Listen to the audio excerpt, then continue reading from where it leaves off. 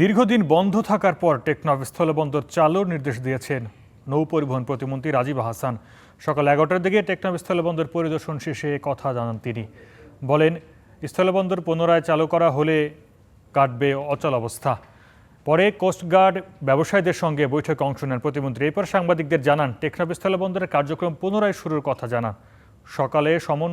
সকলের সমন্বয়ে বন্দরটি সচল রাখা হবে বলে উল্লেখ করেন তিনি। এর আগে মিয়ানমারের রাখাইন রাজ্যের সংঘাতের জের এবং নিরাপত্তার শঙ্কায় বাংলাদেশ মিয়ানমার বাণিজ্যের প্রধান প্রবেশদ্বার টেকনাফ স্থলবন্দর বছরখানেক আগে বন্ধ হয়ে যায়। এতে স্থবির হয়ে পড়ে বন্দর কেন্দ্রিক ব্যবসা বাণিজ্য।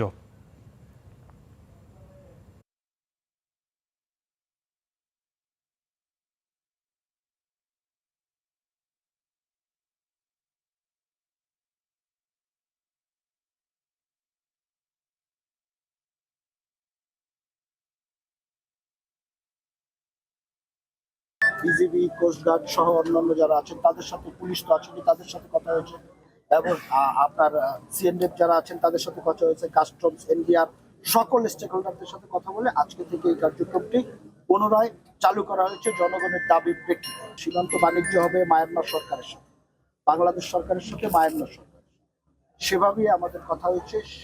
তার ভিত্তিতেই আমরা এই বন্দরটি কার্যক্রম সচল করেছি।